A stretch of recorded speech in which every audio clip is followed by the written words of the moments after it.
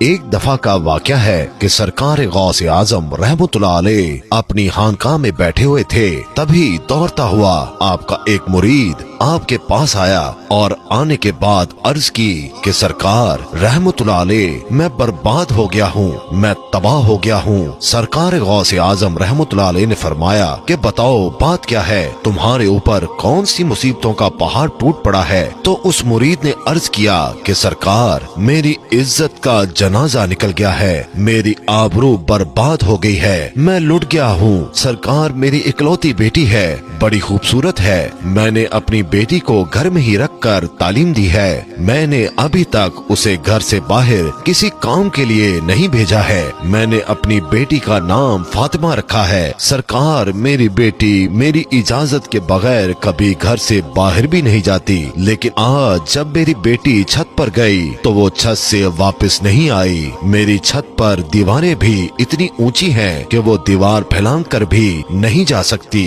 لیکن پھر بھی میں نے اپنے دل کو تسلی دیتے ہوئے اپنے آس پڑوس میں پتہ کروا لیا اور رشتہ داروں میں بھی پتہ کروا لیا ہے، مگر کہیں بھی میری بیٹی کا نام و نشان نہیں ملا ہے۔ سرکار غوث اعظم رحمتullah علیہ مجھے میری بیٹی چاہیے اور زندہ چاہیے۔ سرکار غوث اعظم رحمتullah علیہ نے فرمایا ٹھہر جاؤ، اور سرکار غوث اعظم نے اپنی آنکھوں کو بند کر لیا۔ چند ہی لمحوں کے بعد آنکھیں کھولیں اور اپنے اس مرید سے فرماتے ہیں اپنے دل کی بےتابی کو دور کر دو، تمہاری بیٹی آج ہی ملے گی اور زندہ ملے گی اور پوری عزت کے ساتھ ملے گی۔ پھر سرکار غوث اعظم رحمتullah علیہ نے فرمایا اے میرے مرید کیا تم جانتے ہو کرب کے ویرانے کو؟ تو اس مرید نے عرض کیا سرکار وہ تو بڑا بھیانک جنگل ہے، بڑا دہشت ناک جنگل ہے، دن میں بھی وہاں جاتے ہوئے ڈر لگتا ہے۔ تو حضور غوث اعظم رحمتullah علیہ نے فرمایا کہ تم کرب کے ویرانے میں چلے جاؤ، پہلا قلعہ چھوڑ دینا،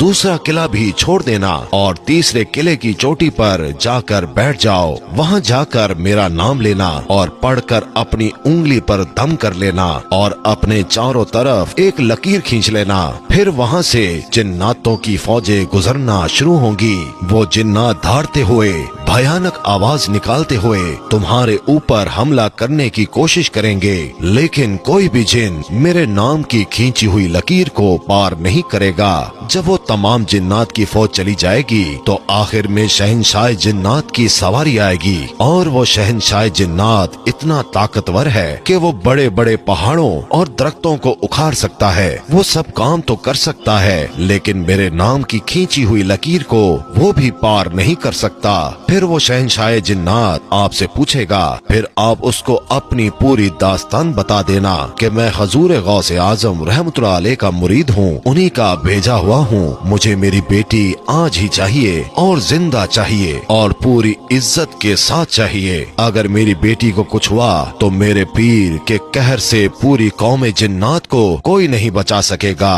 حضور غوث اعظم کا یہ مرید کرب کے ویرانے کی طرف چل دیتا ہے، 2 قلعے چھوڑنے کے بعد تیسرے قلعے پر بیٹھ جاتا ہے، کرب کے ویرانے پر جا کر حضور غوث اعظم کا نام لے کر اپنی انگلی پر دم کرتا ہے اور چاروں طرف لکیر کھینچ کر بیٹھ جاتا ہے۔ جنات کی فوج گزرنا شروع ہو جاتی ہے، بڑے بڑے خطرناک جن گزرتے ہیں اور اس پر ہر طرف سے حملہ کرتے ہیں، لیکن سرکار غوث اعظم رحمتullah علیہ کے نام پر کھینچی ہوئی لکیر کو جب وہ چھوتے ہیں تو اس سے ٹکرا کر بھاگ جاتے ہیں۔ سارے جنات کی فوج چلی گئی، آخر میں شہنشاہ جنات کی سواری آتی ہے، وہ اپنی پوری شان و شوکت کے ساتھ آ رہا تھا۔ جب اس نے اپنے راستے میں ایک انسان کو بیٹھا ہوا دیکھا تو شیر کی طرح دھاڑتا ہوا اور ہاتھی کی طرح چنگھاڑتا ہوا اپنی پوری قوت کے ساتھ اس مرید پر حملہ کرنے کے لیے لپکا، لیکن جیسے ہی حضور غوث اعظم رحمتullah علیہ کے نام پر کھینچی ہوئی لکیر سے ٹکرایا،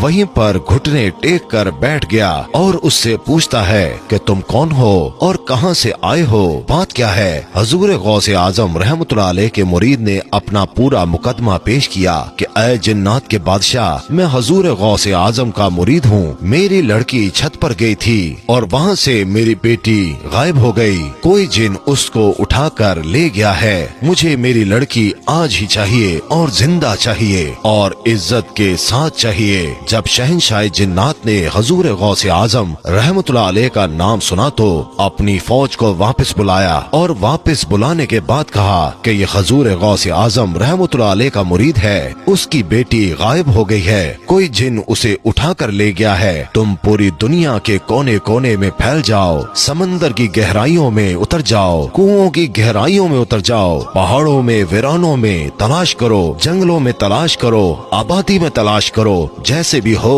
उस लड़की को लेकर आना, और जो जिन उस लड़की को ले गया है उसको भी लेकर आना। पूरी जिन्नात की फौज चल देती है, मगर शहंशाह जिन्नात ने फिर उन लोगों को वापस बुलाया और बुलाने के बाद कहा कि आकर ये मत कह देना कि लड़की हमें नहीं मिली है, इसलिए कि अगर लड़की जिन्नात के पास न होती तो हजूर गौसे आजम रहमतुल्लाह अलैह अपने मुरीद को मेरे पास कभी नहीं भेजते। सारी की सारी जिन्नात की फौज समंदरों की तह में, खंडरों में, आबादी में, वीरानों में, जंगलों में, पहाड़ों में लड़की को तलाश करना शुरू कर देते हैं। बहुत ही मुश्किल के बाद जो जिन उस लड़की को ले गया था उसको और उस लड़की को शहंशाह जिन्नात के पास ले जाते हैं। उन जिन्नात ने कहा कि ऐ शहंशाह जिन्नात, हमने इसे बड़ी मुश्किल से तलाश किया है। शहंशाह जिन्नात ने उस जिन से कहा कि तेरी हिम्मत कैसे हुई, क्या तुझे पता नहीं कि हजूर गौसे आजम रहमतुल्लाह अलैह कौन है, तुझे उनके शहर से लड़की ले जाते हुए डर नहीं लगा? तो जिन ने कहा, ऐ शहंशाह जिन्नात, मेरी इतनी हिम्मत तो नहीं थी, लेकिन मैं क्या करता,